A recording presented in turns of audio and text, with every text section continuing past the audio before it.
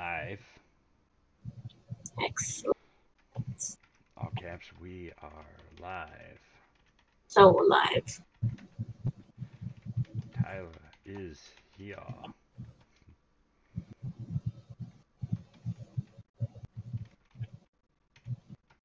So is Ruby and Joe. Boom. All caps. We're getting serious here. I like how you had to specify. Yeah. Just making sure. It's Just the making heat sure. in this office that is in lack thereof air movement Oh. in here. I should probably mention I'm probably going to be moving soon. So for a certain week, likely I'll have not a good ability to get on stream, but I will try my best. That's fine. You do what you gotta do. We can work around it. Okay. For sure. I got your sweet little character head I can put in your camera box again. You can make it move around and stuff. You can make the head like you can do an animation on it and just make it like every second's just kind of like talk just like up. Oh, that'd be so great. I want to figure out how to pull that off. Just Actually, Adobe ironically has that character thing. animate. Yeah, I haven't played with. No, wait, that's a lie. I have played with it. It's a bit complicated. It's one of those softwares where you really have to sit there and just rig. But I will have to do it one day. We should do that one day. I'll just create little caricatures of you guys and animate them. That would be hilarious. I'd be down That for would be that. so funny. Like April Fool's next year. Pick a weekend and I'm there. Weekend in a time. All right. So if you guys are ready, we can start recording. I'm ready. Tyler, I can't get a visual cue from you, man. Just tell me when, man. I'm ready to go. Just tell him now. Icon. Okay. I'm so used to visual cues at this point that it's like almost like a crutch for me. It's like Press the start button. Okay, so count of 3, hit record, and then another count of 3 and clap. So all right. 3, 2, 1, press record. 3, 2, 1, clap. Ooh. I almost pressed stop record after that. I believe you. That would. I would have too. All right. Welcome everyone. Thank you for joining us for Pixels After Dark, episode 7. Tonight we are doing a little bit different podcast or a different episode. We have no guest tonight, but we have some really great topics and this and that we wanted to touch on, and hopefully educate you and possibly you'll have something to take away from this episode. There's some really good points, so I really hope that you enjoy them. And I don't know what else to say besides that. It's a good thing I edit this. No. But no. You're fine. Tonight we're going to be talking about a few different things. Tonight we're going to be talking about, why you should use social media. Benefits of different platforms, cons of each platform, uh, engagements, marketing traps. Also, I'm going to be talking about balancing fan art and original content, and also be touching on like a sort of introvert syndrome, which sounds very sciencey, and I dig it. But no, all these points are great. We actually, I can't take any credit for this because Tyler actually came up with all these points earlier today. So kudos to Tyler for really taking it home with these topics, because I think these are just absolutely fantastic, and anybody that's just getting into or is established could actually take some things away from this episode that might not know some of these things. So Tyler, why don't you bring us into it? Well, it's a lot to talk about. So I don't even know if one episode is going to cover all of it. We may just hit social media and then have to do another episode for the other two. Yeah, sure. But we're kind of just, when we were thinking about this episode, we were kind of trying to brainstorm what could benefit new artists as well as current artists. And I think one of the huge things that gets overlooked at, especially nowadays, is the use of social media. It's such a predominant platform now that gives people so much exposure, more than they've ever had access to in the past. And I think it's important for new artists to realize how big of a tool it really is to get them started as far as a career, maybe in art or things like that. So to touch on number one, why use social media? I mean, that's just it. It's getting you free exposure. You're not having to pay for newspaper ads. You're not having to pay for websites like you used to, because all social media platforms have some way of hosting your work at this point, whether it be YouTube, Instagram, Twitter, Facebook. I've even seen Snapchat. Artists use Snapchat where they're constantly posting new work in their the feed. So there's tons of platforms out there. I know, Ruby, you're predominantly Twitter. Right now, currently, yes. Yeah. Before that, though, I used to be Tumblr. Tumblr. But, yeah. Even now, on my website, on my personal website, instead of an actual blog done through my website, I just use Tumblr. It's just easier. These free sites they're worth it. Yeah. No, and that's such a huge thing with social media, is the fact that it's free. It's free exposure. So when people say, do this and I'll give you exposure, do that or I'll give you exposure, you can bypass them simply by using social media and benefiting with like hashtags and other ways that you can show off your work to a broader audience without having to get a third party involved, basically. Yep. So I think, me personally, I found Twitter and Instagram to be the best for me as an artist, especially now with me not being able to crank out content as much. I think YouTube and Facebook and some of those other sites, because they are so huge and have been around for so long, I feel like the crowd is a little more demanding. Like, they're like, feed me now with new content all the time. And if you don't, they start, tossing you to the wayside, kind of thing. Versus Twitter and Instagram, I've noticed people kind of stick around. When I finally do get to share something, it pops up in their timeline because there's not as much algorithms to block who sees what and yada yada, kind of thing. So that's just what I've been predominantly using, just personally. And I feel like those benefits of the algorithms not taking away from who is viewing your stuff is a huge thing. I've noticed too that the audience tends to be a little different with the different websites. People act differently, do different things, and part of it is also the features that each website allows you.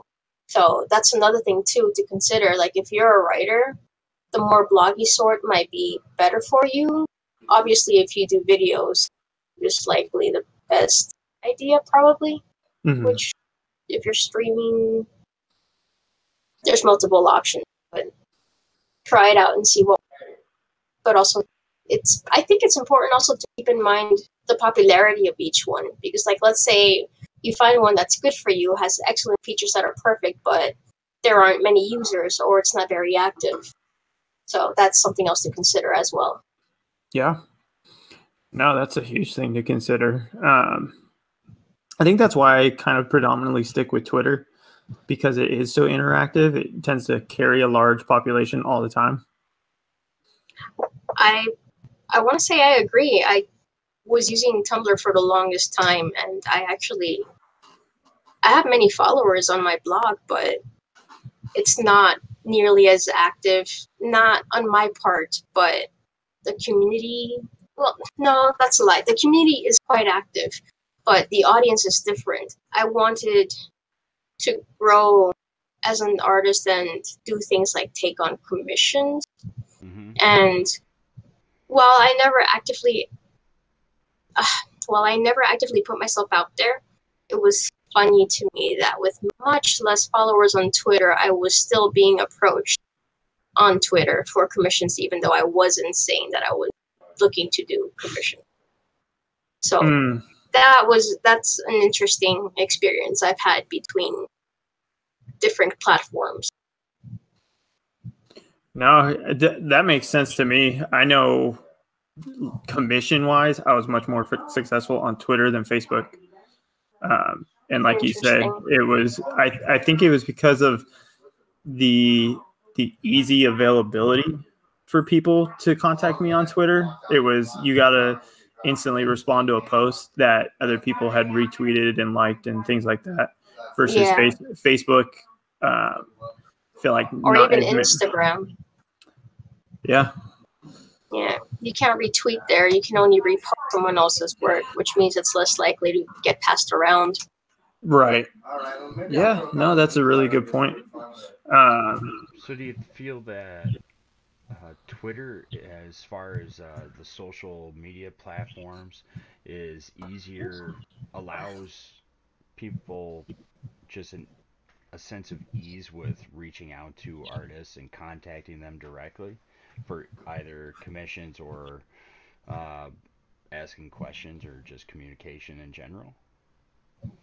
Because I don't have a Facebook. I used to, like when I was young and hip, but now I'm old and I don't know this Facebook anymore. I feel like Twitter's more hip than Facebook. Yeah, I rarely jump on my own Facebook.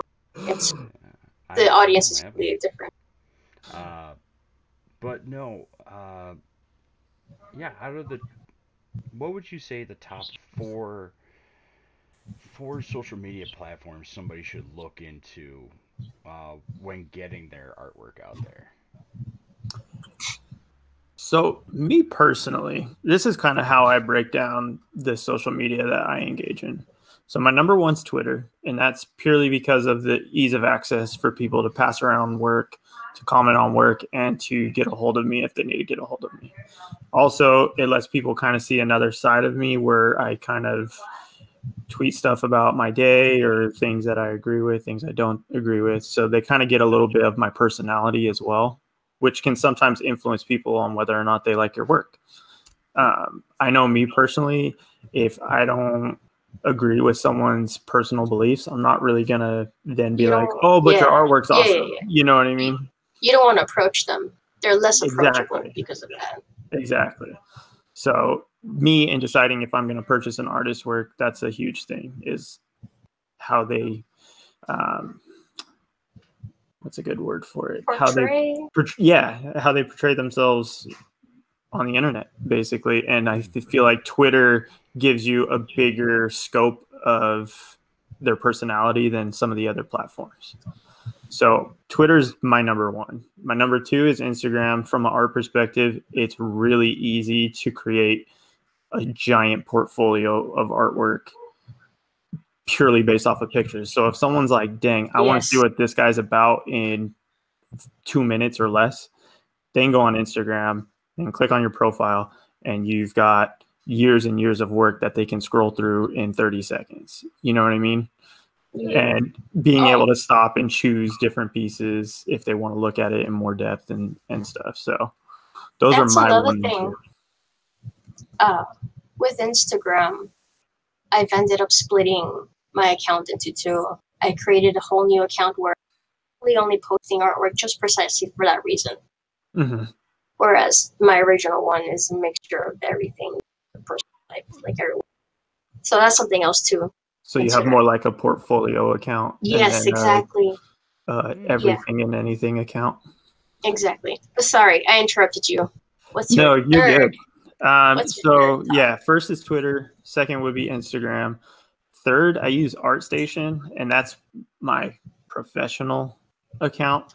So that's going to be purely finished pieces. This is me showing off my work. So if anyone ever goes, hey, I want to commission you, show me your best pieces so I can decide if I want to go with you. I'm like, boom, here's my ArtStation link. And that's my professional portfolio per se. So that's finished pieces. There's not a lot of like fan art on there anymore, which there used to be until someone kind of told me like, hey, you really need a Ixnay fan art if you're trying to sell people on your artwork per se. Which is a whole other topic in itself. Yes. So that became ArtStation. That's my third. And my fourth is YouTube. YouTube is purely entertainment in a way for me. It's a way for me to show off my process if I want to, but at the same time, I get a kick out of putting music with artwork and doing little speed paints and things like that. But if you go on my YouTube, it's like months and months apart of content. So that's kind of where I neglect social media, is probably YouTube. But I still think it's worth it as a fourth platform. Now, I got a question. Now, you said you utilize ArtStation as like a professional portfolio, but some people do the same thing with DeviantArt. Mm-hmm. Now, what's the difference between the two? The culture is one of the biggest differences. Is it essentially like Twitter and Instagram, kind of in that sense? No, like I would separate it 4chan like and Twitter. Like what? Like 4chan versus Twitter or something. Okay. I would say one's more business professional and the other one's more like indie startup company professional. Like Okay. one guy's showing up with sandals on to work and the other one's showing up with a suit and tie. Yeah. You know what I mean? As long as he's not wearing socks with sandals, I trust him. Oh, no, DeviantArt, it's definitely socks and sandals. Okay. DeviantArt.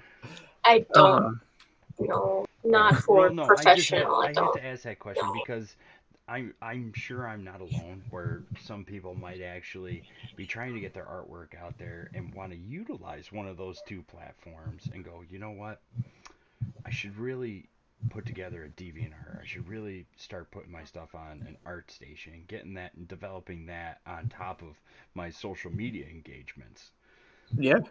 But which platform, which one would you go with? Well, just asking that question right there might actually help somebody out. Okay.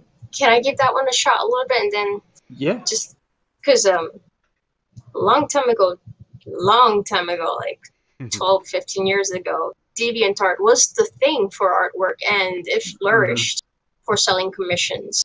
But over the years, the community for that aspect, for growing professionally, has fallen. And now people tend to have DeviantArt more like an old keepsake, if anything, I've noticed. But something that I would differentiate between DeviantArt and ArtStation that is positive on the DeviantArt side is DeviantArt is still pretty social because you can form groups and you'll see that people will comment a lot on artwork for people that aren't even that famous or popular. Whereas on ArtStation, I rarely see people liking things that look amazing or engaging the artist. So that's something else. I would still say that DeviantArt is probably more social in that respect even today. Yeah. No, I 100% agree. That's where I was trying to go with like casual indie game developer versus like AAA title. Yeah. Developer, you know what I mean? So like DeviantArt, like you said, it's way more social. You get a way broader age group, I feel like, as well. Yes. From new beginners to seasoned artists. Like there's tons of like Magic the Gathering artists on there that are phenomenal artists. But it's that social thing. It's people just kind of having fun with art more than the professional setting of art. Versus, I could agree with that statement. That's what I look at ArtStation wise. It's not as social because people aren't using it that way. They're using it to just show off their best work in a job-like setting. So someone comes to you and is like, hey, I need a digital portfolio for you because you're interviewing, you shoot them over your ArtStation Yes, link and they can look through it exactly. rather than being like, hey, I want to engage with other artists and, fans and everything like that. That's where DeviantArt, I think, excels.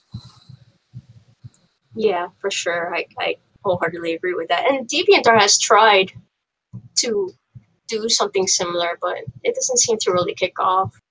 Like, I don't see anyone using their DeviantArt portfolios, that extra gadget, Yeah. those things. I think it's just how they both naturally progress. Do you know what I mean? Like when Yeah. when And I ArtStation wonder came out, why. it had a lot of high profile artists on it that were already in the industry. You know what I mean? And they Yeah. use it in that way.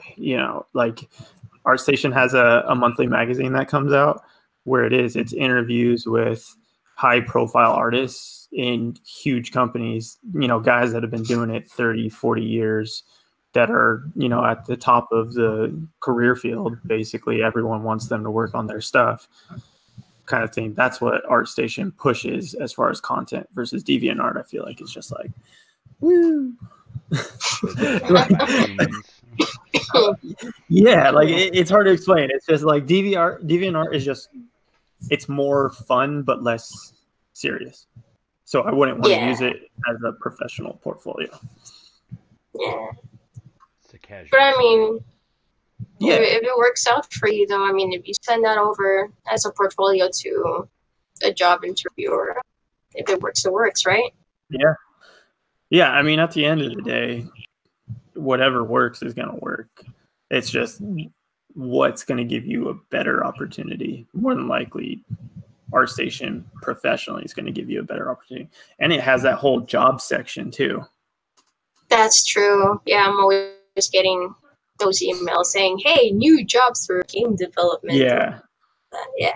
So I don't know. Which is Have you interesting. been on ArtStation, Joe? I've been on it. I've trolled through it. I don't know, countless times. As from the perspective of just somebody just going through all the various, portfolios and profiles and everything like that that comes up. Like I will, Yeah. I love going into certain developers' art stations. And Mm-hmm. whenever I see an art station pinned to somebody's Twitter profile, I will click on it almost immediately and go through their profile just to see some of the stuff. And I found some amazing stuff. There was an artist in Russia who did some really unique pieces off. He used the World of Destiny, that game, as like a starting point and developed these really standalone unique pieces just in that kind of universe. Like it kind of touched on it a little bit, Yeah. but this artist is absolutely amazing. If I could pronounce his name correctly, I would say it right now, but I can't. Um, but I could shoot his stuff. I have a couple. I actually reached out to him and told him how amazing some of these were, and I have some of his art pieces here um, that he gave me permission to print out. He's like, "Oh, they're for you." I'm like, "Yeah." He's like, "I'll send you here, take these. Go ahead, shoot whatever Oh, you want. that's so I'll send you nice. That's a couple awesome. different colors." Yeah, I want to And see. I have them. It's a search. I'm gonna find them though. I have to frame them. I know that. I got so much stuff to frame, but I always get stuck on that. But what I want to do is actually not what I want to do. I was gonna try and bring it back around that. What are some of the cons to not just ArtStation but also the social media platforms? Hmm. You need the internet. Well, That's a big con. Yeah. the internet could be a pro and a con. You know, Yeah. the internet comes with its own little bag of fun, but as far as being an artist and getting your work out there, we talked about the engagement and ease of access to you and your pieces and your portfolios on the casual side, the professional side, but the social media side, it is a marketing standpoint. If you're trying to get your work out there, uh, you can read countless articles these days uh, highlighting how people were found on social media, have 17,000 followers. This, they got a check mark next to their name. This is where they started. They got their stuff out there and they pushed it. Tyler, you have a marketing background. Mhm. Now, did you go over anything with as far as utilizing social medias to springboard getting your work out there? I know we kind of touched on that, kind of briefly, but more gearing it towards like the marketing standpoint. Yeah, so my marketing degree is actually in social media marketing and online marketing. Yeah. So We are here to learn. So as far as marketing is concerned with social media, um, there is the monetary value of marketing stuff on social media, right? So paid advertisements, getting your work seen across multiple accounts that don't follow you. And most of these companies do that by running ad campaigns.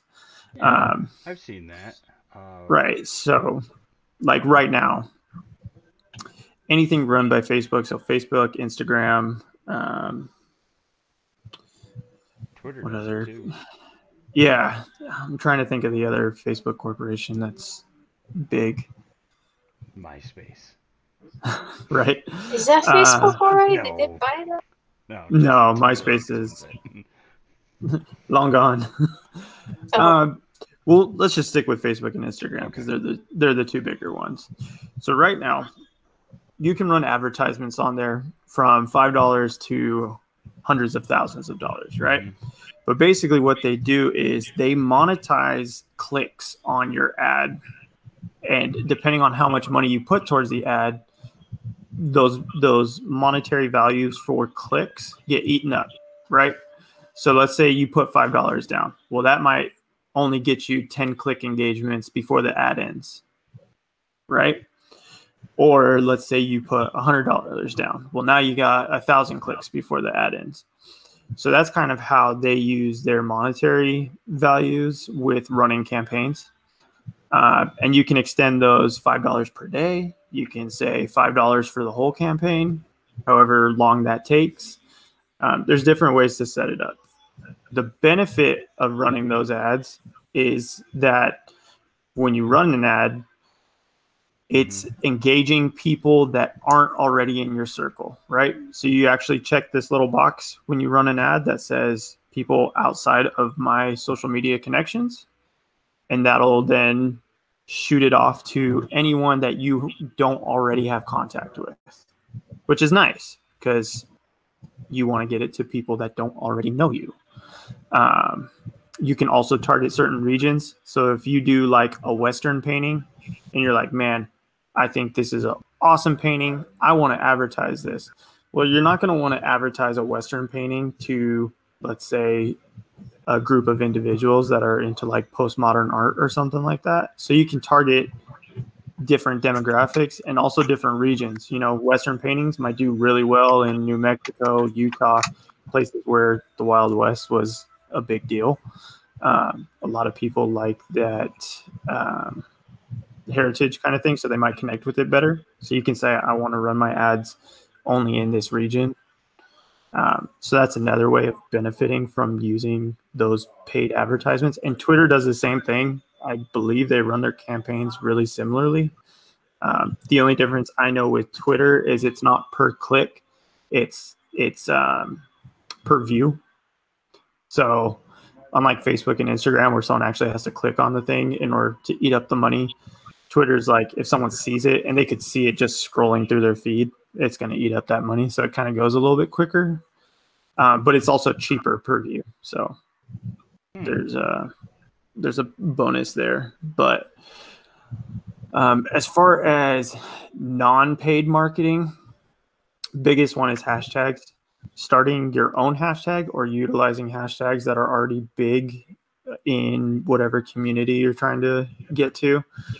That is like the number one thing that we learned is creating links to groups through hashtags is the easiest way to spread your work across multiple platforms of people who aren't already engaging with you. Yeah, I can vouch for that. We do the same thing at the project with spreading mental health awareness and whatnot. And there are certain hashtags. There's 4 top ones that we actually utilize to try and get the word out for events and such things into those communities. So that's a really good one right there. Yeah, I mean, I've seen you use quite a few just with your mental health stuff, and like you said, it's great because a lot of times when you tag a hashtag that maybe a larger company is already pushing, they've already done the dirty work as far as doing paid advertisements and things like that. So they've already amassed that huge following, and then you kind of get a piggyback on that hashtag at that point, mental health awareness or whatever it may be. And now people that may have been following that company because they did see a paid ad or something like that, now they're seeing your smaller company. You didn't pay a dime, and maybe they like you being smaller because you're more approachable or engageable, however it may be. So the hashtags are a huge thing. Twitter will actually tell you how often that hashtag is used too. Mm-hmm. So that's right. It keeps track. It'll tell you 470, views in the last hour. Yeah. Ooh. So that's also a part of the legwork right there. You can see which you can start by almost by putting in, like, say, example, Western art. You could put in Western and see how in the multiple categories that brings up, and kind of like the autofill hashtag section, see which ones are being utilized the most and most relatable too, and then pick the right hashtag that's going to be pulling the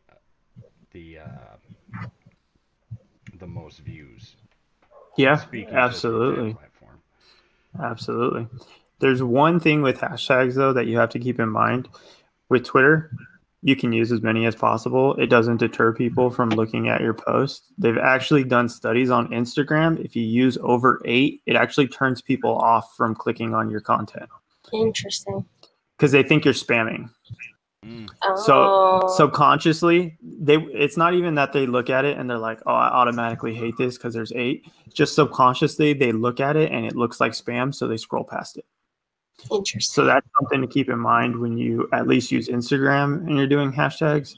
Try and use the best ones, but no more than 8. Focus it down. Yeah, exactly. Really get your bang for your buck with each one. Now, we talked about, since we're in the social media, we talked about the use of hashtags, how they get out there. Now, what about consistency? Because I can say with my own experiences, if you have that consistent daily interaction on your social media or your artwork, you can almost see over time that your engagements with fans or people that are interested will go up.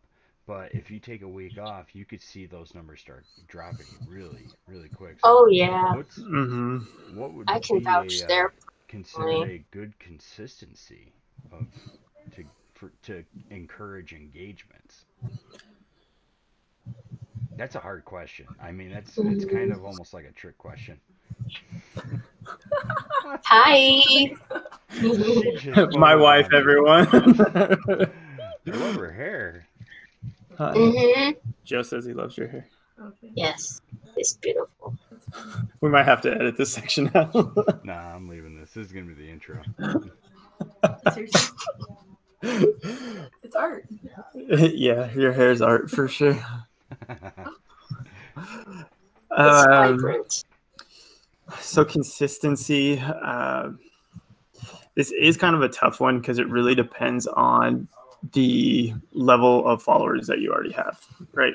Right. So if you're new, barely starting out,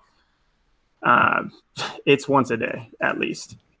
You're going to want to post something. And even if it has nothing to do with your art, just little things like I'm going to be starting a new drawing, or here's a picture of my dog because I love my dog.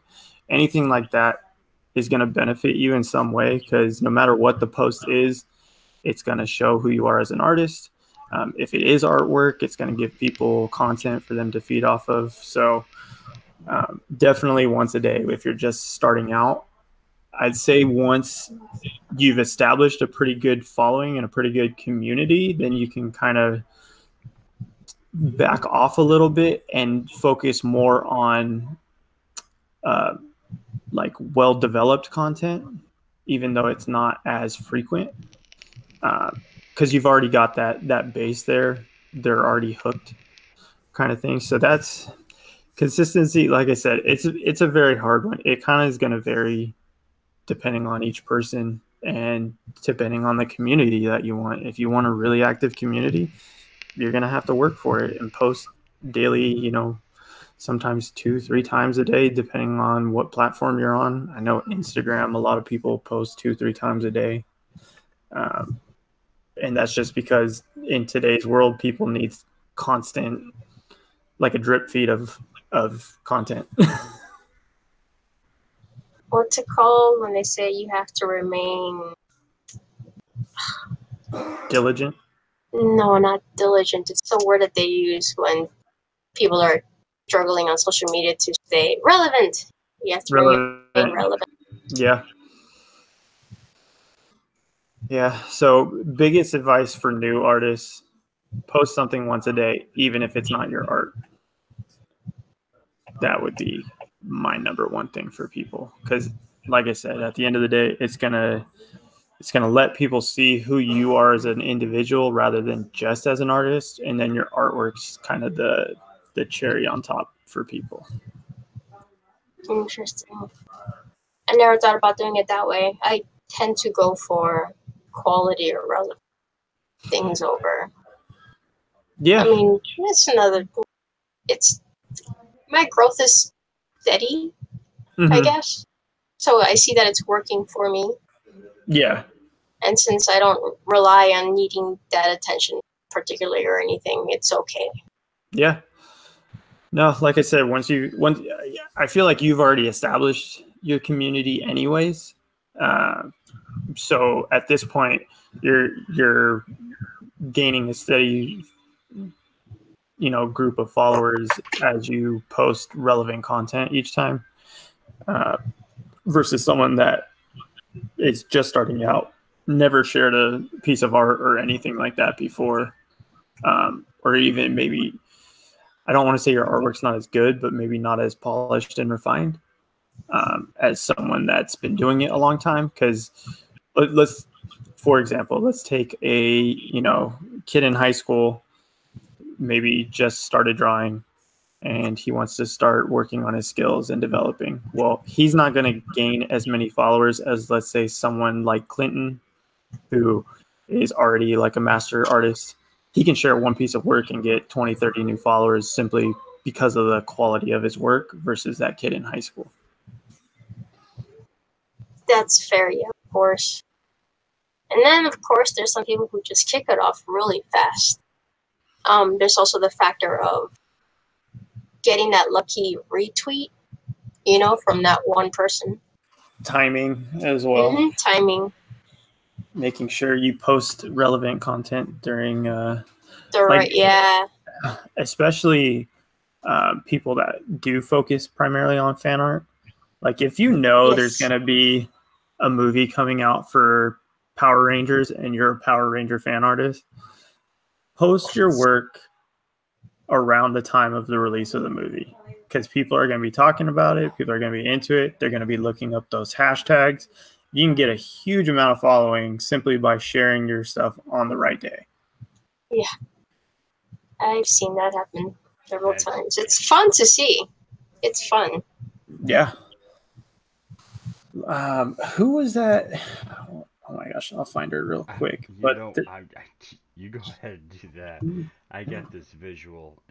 The Game of Thrones finale was last night, Yeah. and today I looked up on social media and the news and everything. I put in, Game of Thrones, and my favorite one. It was kind of a bash, but it it had like 25,000 uh, likes on it, or thumbs up or whatnot on Twitter. Is this going to be a spoiler? Should we say Well, spoiler alert? no, it's not a spoiler. It's just Okay. the person's opinion. But what it was essentially was a drawing, and it was of a horse, and the back half of the horse was titled seasons 1 through 4, and it was like Clinton Felker or just a really amazing sketch of a horse, very detailed, great shade, like just perfect. And then when you got from the middle to the front, it was labeled seasons 5 through 8. And as it progressed closer to the front of the horse, it turned into a stick figure. And it had 25,000 likes. But that goes into the category of timing. Yeah. With the Game of Thrones being really hot at the moment, that person posted that right there, and as much of a comedy piece it was, it got the views that I'm sure the person did not expect. Yeah. No, this might be a little bit of spoiler, so I'm gonna say spoiler alert in case anyone's listening and they haven't seen it. I guarantee you right now, if someone drew Jon Snow petting freaking Snow or the wolf ghost, yeah. If someone drew that right now and shared it, guarantee you get at least 10 followers plus. Depending on the level of work, guarantee you that would take off, because it was such a hot topic over the episode where he didn't do it. You know what I mean? Like, everyone was so mad about it. He didn't pet the dog. He didn't pet him. Exactly. Everyone was so mad about it. So if you suddenly drew that now and shared it, especially after the most recent episode, guarantee you people would lose their mind over it. Yeah. And especially if you use the right hashtags. Yeah. Just make sure you draw Ghost, that dire wolf, with one ear, not two, because somebody will criticize it. Because it's not, correct. He lost an ear in the Battle of Winterfell. Yeah. Poor Ghost. I want to know. I still don't understand how that dog survived. But, it's a show, so I don't have to know how it survived. All I imagine is, I'm gonna go into this just for a second. That dog was in the battle charge, the initial charge, the one where literally thousands of people were wiped out in the matter of seconds. Mm-hmm. But that dog walks away? No. I mean, booked it for the tree line. I'm just saying. I mean, it's Ghost, man. Exactly. He's like a little ninja. He just, his agility stats 120 plus. All right. Yeah. And agility. And he's a symbolic figure if you look at it that way. You know what I mean? Daenerys has her dragon. Jon has his dire wolf. Yep. Symbol of both their houses. Like, you can't kill all of them off. It'd be like them getting rid of all the dragons. Well, can't have that. People would have lost their mind. I would have. No. Yeah. I got very vested into that show. Just FYI. Yeah, we'll start a new podcast and just talk about that episode. Oh no. 5,000 new follows instantly. Boom. No. We'll have a Wednesday viewing party for seasons 1 through 8. We actually are waiting for the pool to come in because my wife and I did a Deadpool for all the main characters. Uh-huh. And you had to pick if they lived or died, what episode, and if they turned into a white or not for every single person. And Oh wow. surprisingly, and I know people are going to think it's rigged, but my wife and I have the same score. She But dominated me. opposite characters. Oh yeah, she dominated me on all the characters, but I got the bonus ones right. I picked who's gonna be, sit on the Iron Throne. I picked this. I picked that. Da da da. I got all the bonus ones, and those were worth like buku points. So now we're Nice. waiting on 2 people to get their cards in, and 4 other people already said it's rigged. It's rigged. It's $5 each. Come on, settle down. We'll do it again in 2 years when they come out with the prequel. Right. But no. Sorry, I didn't mean to derail us right there. I might Okay. delete that. I'll probably not, just to leave it in. Yeah, no, leave it in. And then I'll leave this in too. No, It's relevant it is in a way. Yeah. because that's just one of those things that it's a hot topic, and utilizing hot topics and things that are relevant around your specific artwork or art style will increase your engagements and views tenfold. I mean, you'll instantly Absolutely. gain more than you'll lose, or you'll be more ahead than where you were previously. Yes. Now, Just what? all I was going to say is when you do utilize hot topics, be prepared for everyone to have an opinion on it. Oh yeah. So develop that thick skin before you do it, because someone somewhere is going to be having a bad day. Maybe they got a thumbtack in their shoe, and they're going to want to comment something that has nothing to do with your artwork, but they feel the need to say something. And those comments can be rough to deal with sometimes, but I think the pros are better. Hey Joe, you asked about cons before, and that is actually a con regarding social media. Is eventually you are going to get that bad commenter, that opinionated person. They have to get their idea across, and they're stubborn. So yeah, either like he said, like Tyler said, either irrelevant to your art, or sometimes even directed at your art, and that you need tough skin to get past that. Yeah, I do see that on a regular basis. It's the internet. I mean, there are they even have a label for them, and some of these people, actually, one of my customers, I did a market tour last week, and one of the customers that I go to, she actually labels herself as a troll, and they actually label themselves as trolls.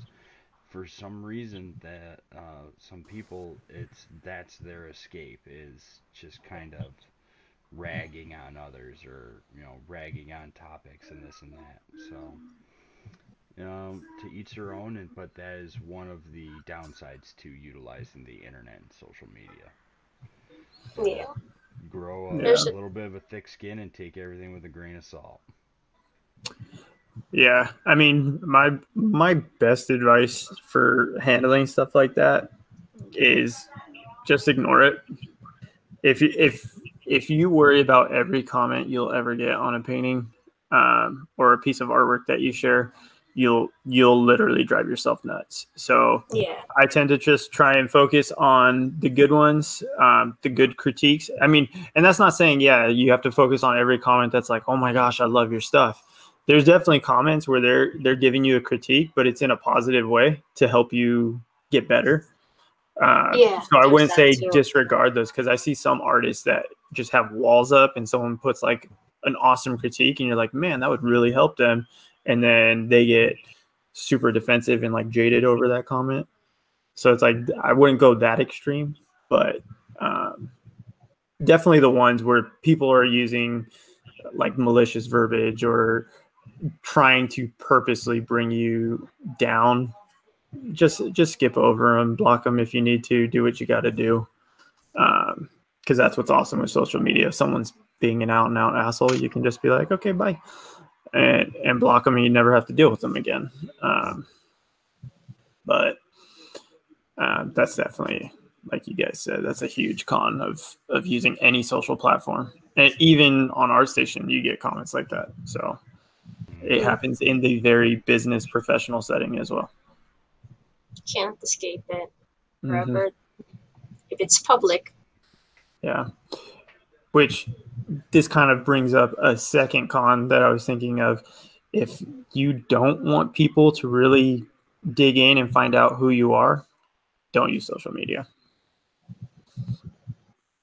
Because there will be people that will dig into it and find out. So if that bothers you, don't use it. That's one of the reasons why I don't have Facebook. There's a term called Facebook stalking, but Interesting. it happened today. One person was talking about just some random. Oh yeah, I found the person. They're on the internet. It's like, well, okay, everybody's on the internet to some extent, but people utilize Facebook to get in and see who people are, and they get into their pictures and see who they are, where they've been, and this and that. I really do enjoy my privacy. That's not surprising. Yeah. And I whenever I have a social media now, I do not use my full name. I use I'm an average Joe.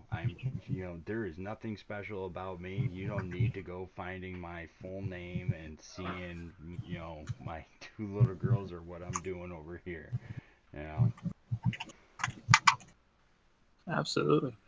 Just to touch on it, I remember a while ago, it wasn't Professor Broman, but I'm just going to use him as an example of someone in that level of social status, with a huge following like that. But basically, when you get up to that level and you engage with people on such a regular basis, sometimes people believe that they know you more than they actually do. And that, I think, is one thing that can be a little bit scary about social media, is when people feel like they can turn to you or know you on that level. Sometimes that can be a breach of your privacy later on. This particular individual ended up going to the person's house simply because throughout their interactions they had learned that, they lived in blank city, and then they narrowed it down to here and here. Then they happened to post a picture of them like outside in front of their house or something like that. It didn't have a street address, but it was enough for them to be able to narrow down the neighborhood and then find them. So that was happened to Dr. Disrespect, the streamer. Recently. Yeah, no, it's happened to a few people. Yeah. So that's just one thing I would say is a con. To be very careful with how much you do share. And you need to make sure that you are watching out for signs of people that may be connecting too much.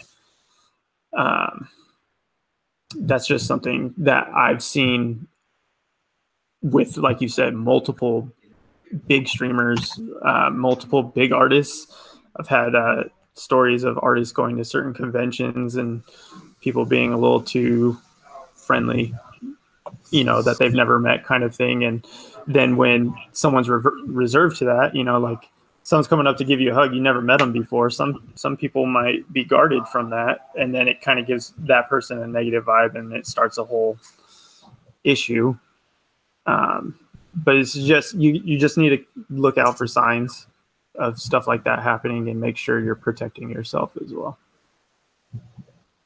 It's worth making the profile friends only or friend of friends at most.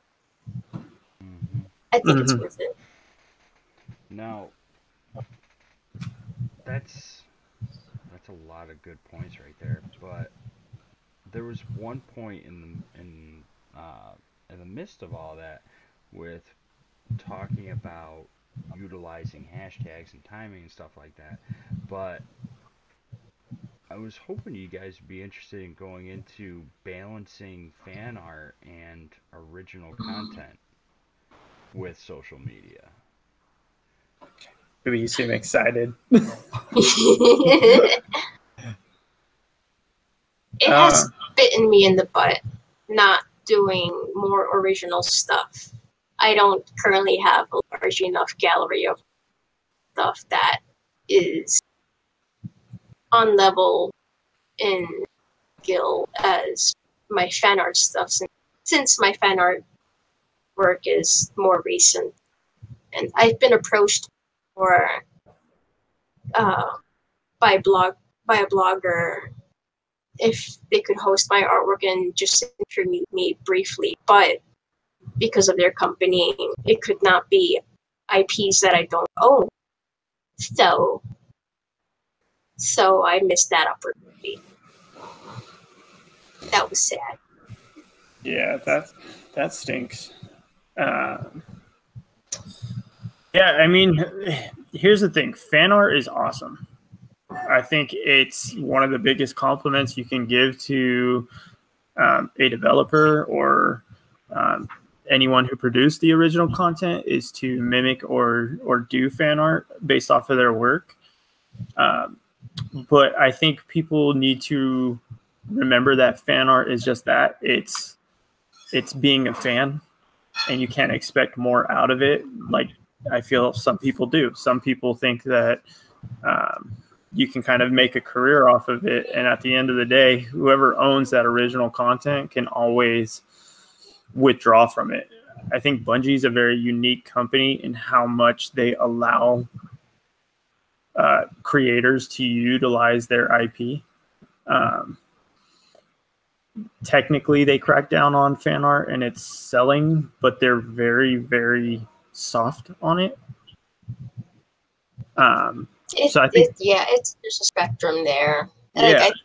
If they see that you're making a lot of money out of it, I think that's when you're more likely to be a target. Right. So my biggest thing is when you do fan art, if you're looking to do it professionally, then I think doing one piece of fan art and then maybe taking what you learned from doing that piece of fan art and making some original content that might be similar in design, like Destiny, for example, right? It's a sci-fi fantasy game. You can do sci-fi fantasy characters that have nothing to do with Destiny and still get across that theme and still draw on Destiny's fan base as far as liking your content. So I think it's important to kind of just mix it up. You know, every piece of fan art you do, maybe do an original piece as well. And just keep that balance going rather than strictly diving into only doing original content or only doing fan art. Because fan art can also get you a lot of fans. Mm-hmm. It's a good way to build a base. Yeah. Yeah. You're engaging with a existing community that could like your work, and then if you do original content that's similar to the fan art work that you were doing, then you know it'll be a natural progression to carry over that fan base.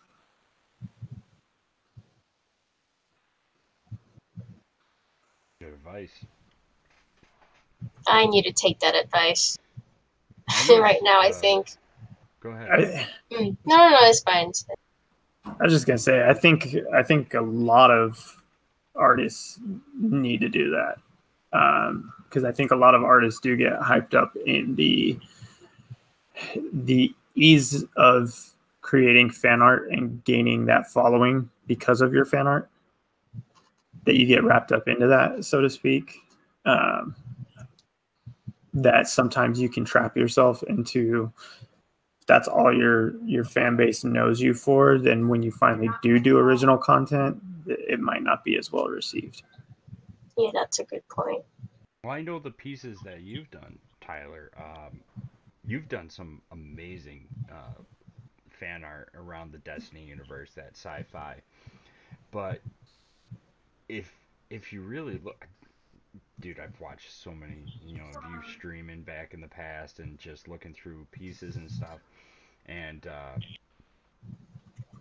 you would take the fan art and you could see the transition, like how it developed, because it would be front and center of a character that you kind of you created, but it was in that universe, and then you started to get more distant from that character.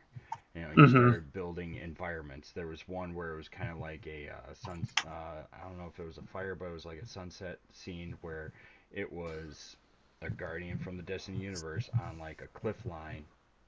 I think it was with a sniper rifle or something like that, or a weapon of some sort, Mm-hmm. standing on the cliff line with like a bird right there, and then it was a landscape piece.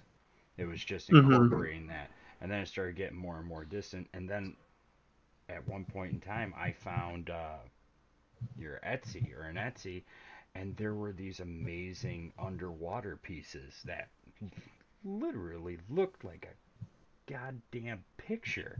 Like you took it. Like the detail in these were absolutely amazing. But you could see that your pieces transition, getting farther away from that fan art and getting into more the landscapes and your own creations, and then boom, there you are at the end result of these amazing pieces that you did. And I'm telling you right now, I still regret not finding that sooner so I could buy those while that sale was going on. I still regret that, and that was almost 2 years ago. Are you going to Guardian Con? No, no, Oh, I was gonna say I'll hook you up. no. Um, yeah. Um, it's yeah, my art journey has been a weird one. I went from doing the complete wrong thing in the beginning of um, I was trying to do the photo bashing thing, but I was Mhm. doing it in the utterly wrong way. Right? I was photo bashing and not crediting when credit needed to be due. Right? And luckily, I had some awesome friends in the art community that were like, "Dude, you're totally messing this up and doing it wrong." And they called me out on it, which was awesome because it was a great learning experience. So I was able to stop doing that, which was great. And Mhm. then I moved into just doing Destiny fan art kind of thing. Uh, but yeah, now it's at a point where I've learned that I like drawing animals. I like drawing pieces that have to do with nature in a way, so landscapes and things like that. Um, so that's just what I draw now, and there are pieces that definitely have a Destiny theme, but they're not Destiny. And even if I do characters that might be based off of Destiny, I don't use any of the armor sets or any in-game references or things like that anymore, solely because I feel like I can get away with creating Destiny pieces without it being Destiny. And I think that's what a lot of people, as far as moving away from fan art, can benefit from, is you can still do stuff that is very similar, and I'm talking very similar, but take what you've learned from the game or from whatever you're creating fan art of and incorporate it in your own way. Um, so if you like sci-fi fantasy stuff, like I'm obsessed with the whole Dredgen Yor, Shin Malphur, Mhm. space western. Forever. Yeah. Yeah. So if you look at most of my original content that is based off of Destiny, it's guys in like power suit armor, but with like ponchos or cowboy hats or something, where that's what I got out of Destiny, but it's not necessarily Destiny. Um, and like I said, it's a great way for you to transition. Now, like I said, doesn't mean you can't do fan art. Definitely, you do fan art if that's what you enjoy. Do it, but mix in your own original content with it.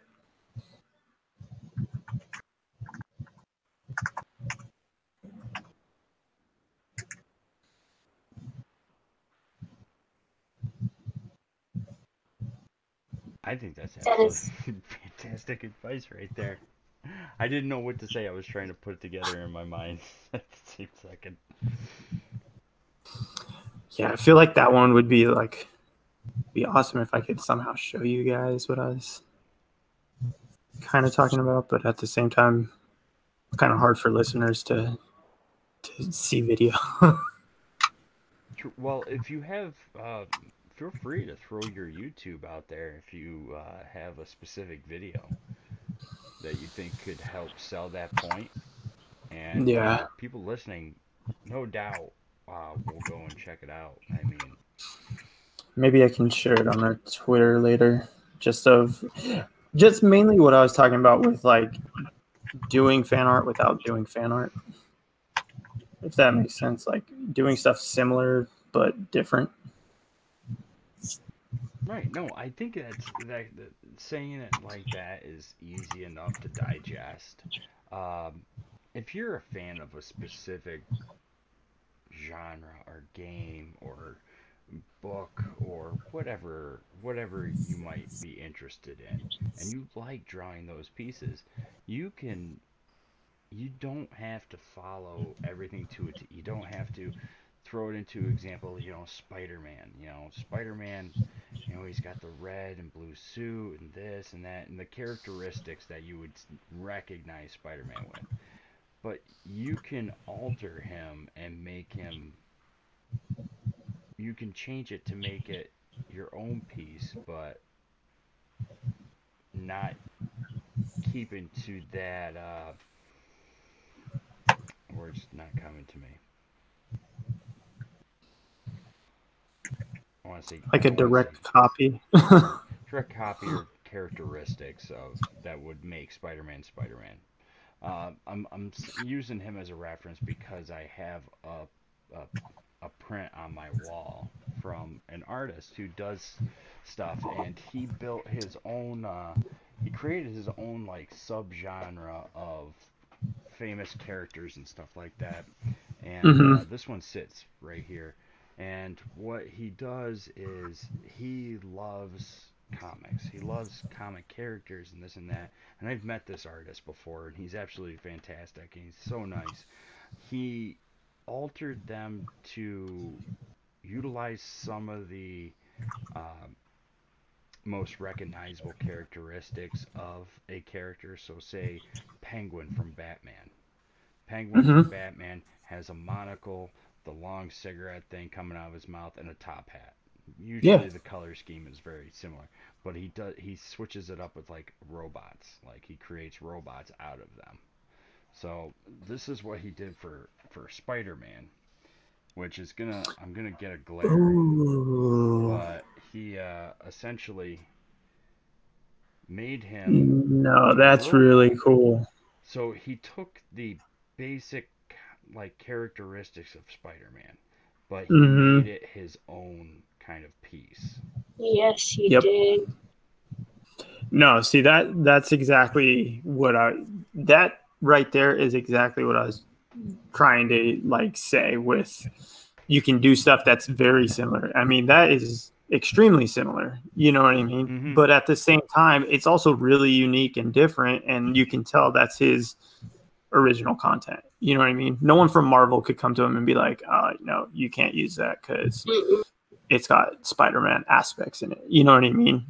Yeah, So that's like just maybe the eyes are similar at best, but The like, eyes and the coloring, you know. well, I don't know. That's quite dark. It looks so dark that even the coloring, the color palettes change. oh, he's got like It, 8 eyes that's in it. Oh, it's because I don't Yeah, have the light on in here. oh man, I love with that. I love that. That's inspiring. yeah. That Let's see if I turn the Oh, light on. oh, it's so bright. Yeah, that's why What I didn't turn it happened? on. Look at that. The web is so gruesome and bleh and beautiful. I mhm. love it. Yeah, but he's got quite a lot of. I see the Quite a lot palette, of. but it's just barely. It stands Yeah, alone though, you know. Yes. absolutely. No, What a that's great original example. content for sure. Yeah. Yeah. I'm sure I could pull some more stuff off my walls, but they can't see it. Uh, no, but yeah. Well, we're into an hour and 10, hour and 7 in. Uh, I would almost like to save some of these other topics for another episode because I think there's quite a bit to digest with all the social media and balancing art, fan art and original content and uh, utilizing some marketing aspects to try and get your pieces out there and seen. And there's a lot of great things that you both brought up tonight that uh, some things that I didn't even know, realize, or I'm definitely going to utilize in the future. But how much of this was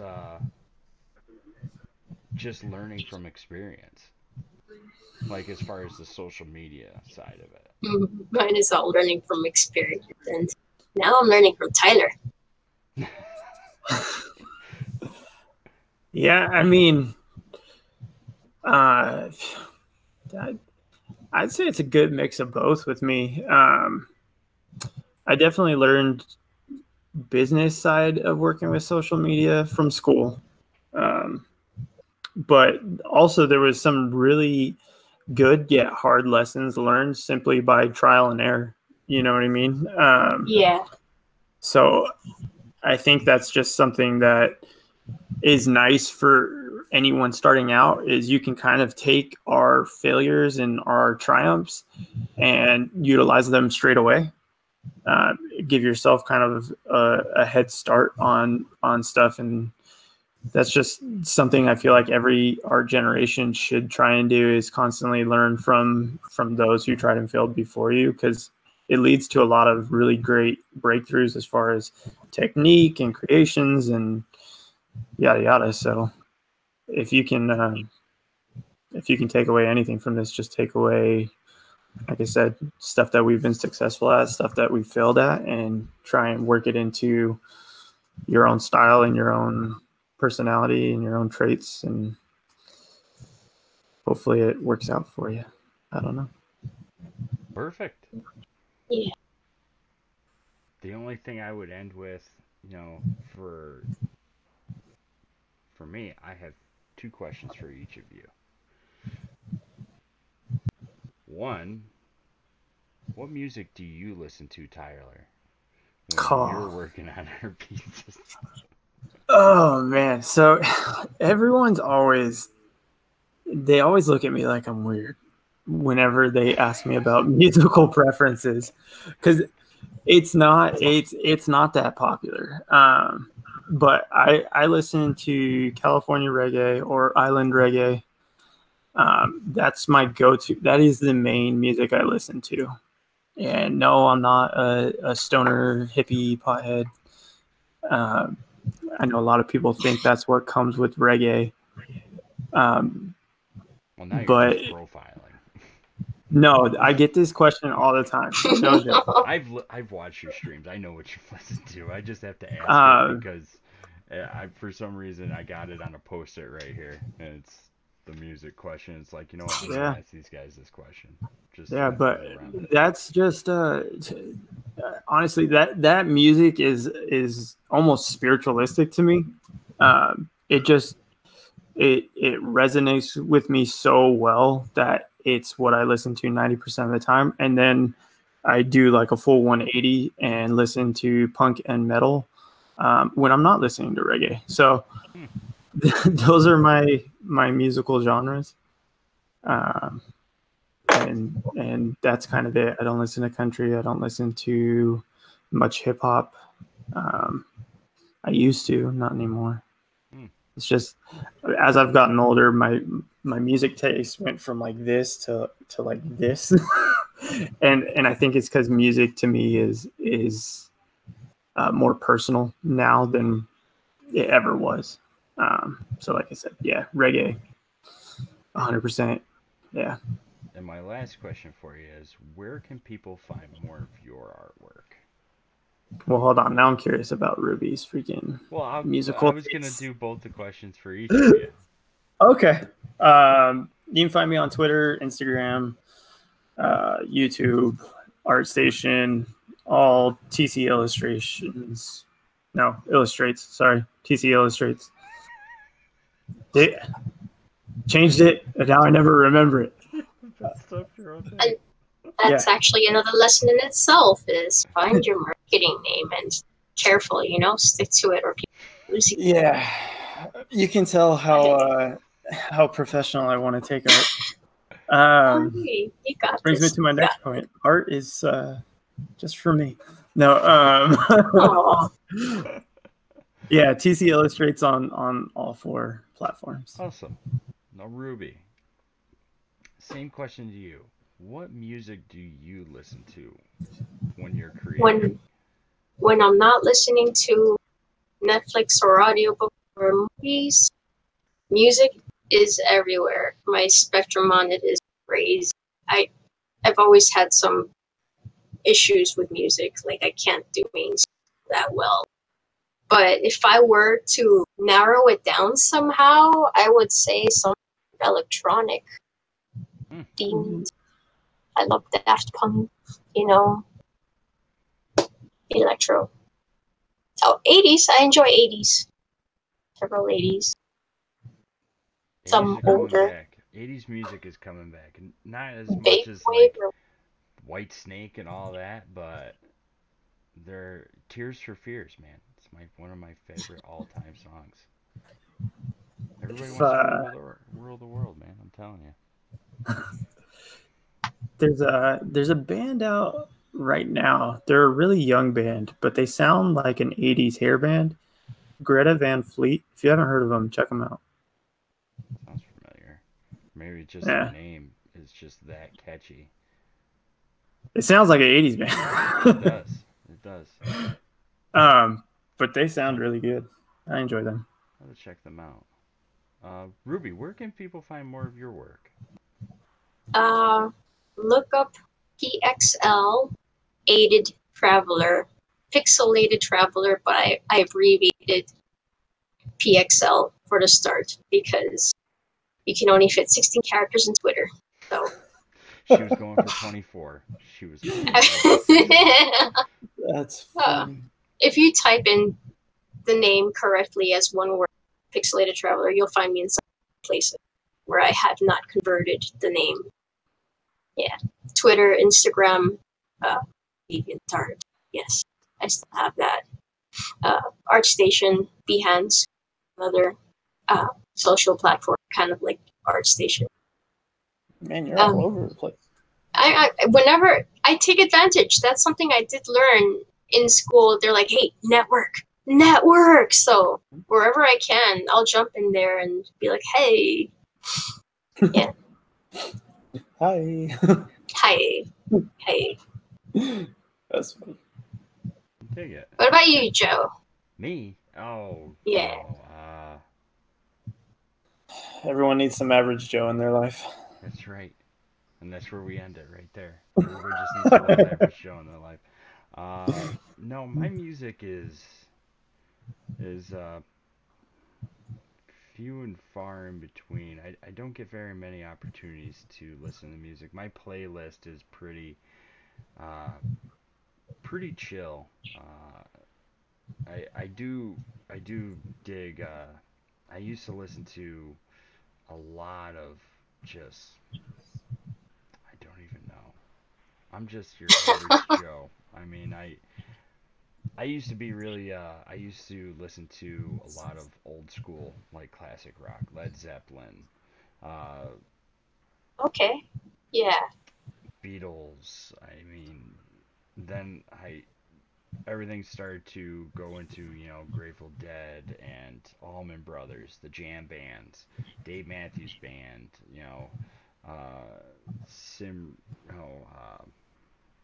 gosh, I can't even think of his name anymore.